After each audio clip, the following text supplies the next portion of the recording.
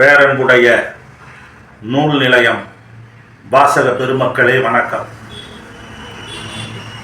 கால வெள்ளத்தில் எத்தனையோ புத்தகங்கள் வருகின்றன, போகின்றன. எத்தனையோ மொழிபெயர்ப்புகள் உலக இலக்கியத்திலிருந்தும் இந்திய மொழிகளிலிருந்தும் பல்லாயிரக்கணக்கான நூல்கள் வெளிவருகின்றன. சென்னை புத்தக திருவிழாவில் ஏறத்தாழ 1000 கடைகள் போடப்பட்டு 1000 பதிப்பகங்கள் இடம்பெறுகின்றன. ஒவ்வொரு மாவட்டத்திலும் புத்தக கண்காட்சிகள் நடைபெறுகின்றன. இது அந்நியில் நாளிதழ்கள், வார இதழ்கள், மாத இதழ்கள் வருகின்றன. தனியார் தொலைக்காட்சிகளும் சமூக ஊடகங்களும் கோலோச்சுகின்றன. இந்த நிலையில் அரசியல் துறையில், அரசியல் வரலாற்று துறையில், அரசியல் அறிவியல் துறையில் மிக நீண்ட நெடுங்காலத்திற்கு பிறகு என் உள்ளத்தை கவர்ந்த புத்தகம் மணியரசன் அவர்கள் எழுதிய திராவிடம் தமிழர் மறுமலர்ச்சியை வளர்த்ததா வழி மாற்றியதா என்கிற புத்தகமாகும். ஏறத்தாழ 18 கட்டுரைகள் அடங்கிய புத்தகம். நான் பொதுவாக தியாகு, மணியரசன், ஆணைமுத்து, பழநெடுமாறன் போன்றவர்கள் எழுதிய அத்தனை அரசியல் நூல்களையும் படிப்பேன் என்றாலும் கூட இந்த புத்தகம் மிக முக்கியமான புத்தகம் என்று நான் கருதுகின்றேன். 1925 இருந்த பிரச்சனைகள் வேறு, 2005 இருக்கிற பிரச்சனைகள் வேறு. இன்றைக்கு தனியார் மயம் கோலோச்சி வருகிறது. அரசு துறைகள் நஷ்டத்தில் இயங்குவதால் தனியார் மயமாக்கலாமா என்று யோசித்து வருகிறார்கள். 135 பேரில் ஒருவருதான் அரசு வேலைக்கு போகிறார்கள் என்று ஒரு புள்ளி விவரம் சொல்லுகிறது. அப்ப மீதி உள்ளவர்களுக்கு என்ன செய்வது? அதே போல தனியார் பள்ளிகள், கல்லூரிகள் ஆட்சி செய்கின்றன. ஆகவே சமூக நீதி, இடஒதுக்கீடு என்பது அர்த்தமில்லாமல் போய்விட்டது. எந்த இடஒதுக்கீட்டை நாங்கள் கொண்டு வந்தோம் என்று மார்தட்டி கொள்ளுகிறார்களோ அந்த கட்சியில் இருக்கக்கூடிய முதலாளிகள் நடத்தக்கூடிய பத்திரிகைகள், தொழிற்சாலைகளில் இடஒதுக்கீடு கிடையாது என்பதை நீங்கள் புரிந்து கொள்ள வேண்டும். அதை போல வரன்முறை இல்லாமல் முன்னாள் அமைச்சர் KN நேரு சொன்னார், வகை தொகை இல்லாமல் வடநாட்டார்கள் இங்கே வந்து கொண்டிருக்கிறார்கள், அரசியலில் இது பெரிய ஆபத்தாக முடியும் என்று சொன்னார். கிட்டத்தட்ட 1 கோடிக்கு மேல் இங்கே வட இந்தியர்கள் வந்து குவிந்து விட்டார்கள். ஆகவே இந்த நிலையில் மண்ணின் மைந்தர்களுக்கு 80% இடஒதுக்கீடு கொடுக்க வேண்டும் என்ற இயக்கத்தை மணியரசன் நடத்தினார். அதை டிடிவி தினகரன் தன்னுடைய அறிக்கையில், தேர்தல் அறிக்கையில் சொன்னார். திமுகவும் சொன்னது. ஆனால் திமுக தன்னுடைய 5 ஆண்டு காலத்தில் ஆட்சியில் அந்த கோரிக்கையை நிறைவேற்றவில்லை. ஆகவே இன்றைக்கும் அந்த கோரிக்கையில் வலிமை இருக்கிறது. இது நம்முடைய கலாச்சாரத்தையும் மொழியையும் பாதிக்கக்கூடிய வகையில் இருந்து கொண்டிருக்கிறது. இன்றைக்கு திராவிட இயக்க பத்திரிகைகள் பெரும்பாலும் ஒரு காலகட்டத்தில் மிகப்பெரிய அளவில் வந்து கொண்டிருந்தது. CP சிற்றரசு நடத்தினார், நாவலர் நடத்தினார், பேராசிரியர் நடத்தினார், கலைஞர் நடத்தினார். ஆனால் இன்றைக்கு பெரும்பாலான பத்திரிகைகள் மூடப்பட்டு விட்டன, நிறுத்து போய்விட்டன. இந்த நிலையில் தியாகுவின் தமிழ் தேசம் நின்று விட்டது அல்லது விட்டுவிட்டு வருகிறது. இப்படிப்பட்ட சூழ்நிலையில் தமிழர் கண்ணோட்டம் என்கிற பத்திரிகை மிக முக்கியமானது. ஒரு 10 பேரை ஒருங்கிணைத்து ஒரு இயக்கத்தை நடத்துவது, ஒரு பதிப்பகத்தை நடத்துவது, ஒரு பத்திரிகையை நடத்துவது என்பது பெரிய விஷயம்.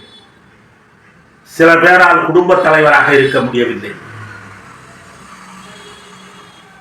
ஒரு சாதாரண ஒரு வார இதழுக்கு தொடர்ந்து நடத்த முடியவில்லை. அப்படிப்பட்ட சூழ்நிலையில் ஒரு பத்திரிகையை 25 ஆண்டு காலமாக 30 ஆண்டு காலமாக நடத்துவது என்பது பெரிய விஷயம். அதுவும் ஆட்சி அதிகாரத்தில் இருக்கக்கூடிய கட்சி அல்ல, திரைப்பட கவர்ச்சி உள்ள ஒரு கட்சி அல்ல, தொழிலதிபர்களின் விளம்பரங்களை பெறக்கூடிய கட்சியும் அல்ல. இதையெல்லாம் மீறி அவர்கள் 25 ஆண்டுகளாக அந்த பத்திரிகையை நடத்தி வருகிறார்கள். அது மட்டுமல்ல, தன்னோடு உடன் பயணிக்கக்கூடிய தோழர்களுடைய புத்தகங்களையும் வெளியிட வேண்டும் என்பதற்காக பன்மை வெளி என்கிற பதிப்பகத்தை நடத்தி வருகிறார்கள். இதன் மூலமாக தமிழ் தேசிய நூல்கள் வெளிவருகின்றன. ஒருவேளை தமிழ் தேசியம் என்கிற கருத்தாக்கம் அரசியலில் வராமல் போயிருந்தால் இங்கே தட்டி கேட்பதற்கு யாருமே இல்லாமல் போயிருக்கும். இந்த புத்தகம் சதி வலைகளை அம்பலப்படுத்துகிறது, சூழ்ச்சி வலைகளை அறுத்தெறிகிறது, இருண்ட அரசியல் வானத்தில் ஒளிக்கீற்றாக மின்னுகிறது, தன்னம்பிக்கையை ஏற்படுத்துகிறது. தமிழ் தேசியவாதிகள் பாஷாணத்தில் புழுத்த புழு, அவர்கள் பணங்காட்டு நெறி சலசலப்புக்கு அஞ்ச மாட்டார்கள் என்பதை எடுத்து காட்டுகிறது. மறைமலை அடிகளும் குன்றக்குடி அடிகளாரும் சிலம்பு செல்வரும் இன்னும் சாகவில்லை என்பதை எடுத்து சொல்லுகிறது. ஒருவேளை இன்றைக்கு திருவிக்கா இருந்திருந்தால் மணியரசன் நடத்துகிற மாநாட்டில் கலந்து கொள்வார். ஒருவேளை இன்றைக்கு குன்றக்குடி அடிகளாரும் மறைமலை அடிகளாரும் இருந்திருந்தால் தமிழ் தேசிய இயக்கம் நடத்துகிற மாநாட்டில் கலந்து கொண்டிருப்பார்கள். ஒருவேளை இன்றைக்கு முத்தமிழ் காவலர் கியாபே விஸ்வநாதன் அவர்களும் கம்யூனிஸ்ட் தலைவர் ஜீவானந்தம் அவர்களும் இருந்திருந்தால், ஏன் அறிஞர் அண்ணா இருந்திருந்தால், அவர்கள் மணியரசன் போன்றவர்கள் நடத்துகிற மாநாடுகளில் கலந்து கொண்டிருப்பார்கள். கப்பலோட்டிய தமிழன் வஉசி இன்று உயிரோடு இருந்திருந்தால் தமிழர் கண்ணோட்டம் பத்திரிகையில் எழுதியிருப்பார், அந்த கட்சி மாநாட்டில் கலந்து கொண்டு பேசியிருப்பார். அந்த அளவுக்கு காலத்தின் கட்டாயமாக தமிழ் தேசியம் இருக்கிறது. ஒரு காலகட்டத்தில் தேசிய இயக்கங்கள் நேர்த்து போய்விட்டன, பொது உடைமை இயக்கங்கள் தேய்ந்து போய்விட்டன. தேர்தல் அரசியலுக்காக பேச வேண்டிய விஷயங்களை பேசாமல் விட்டுவிட்டன. அப்படிப்பட்ட சூழலில் தமிழ் தேசியம் வளர்ந்தது. ஆகவே மாறி வரும் இந்த காலகட்டத்தில் பழைய தத்துவங்கள் எவ்வளவுதான் உன்னதமாக உயர்வாக இருந்தாலும் இந்த காலத்திற்கு அதெல்லாம் பொருத்தமாக இருக்கிறதா என்று பார்க்க வேண்டும். அது மதவாதமாக இருந்தாலும் சாதிவாதமாக இருந்தாலும் இன்றைய காலகட்டத்திற்கு பொருந்தாது. அது எப்படி உண்மையோ அதை போல காங்கிரஸ் கட்சியின் தேசியவாதமும் கொள்கைகளும் திராவிட கட்சிகளின் கொள்கைகளும் அவர்களுடைய பதவி அரசியலால் நீர்த்து போய்விட்டன. காங்கிரசும் திராவிட அரசியலும் நீர்த்து போய்விட்ட இந்த காலகட்டத்தில் மக்களுக்கு ஒரு மாற்று தேவைப்படுகிறது. மார்க்சியமும் தமிழ் தேசியமும் இந்த இடத்தில் முன்னுக்கு வருகிறது. அதை நாம் தெளிவாக உணர முடிகிறது.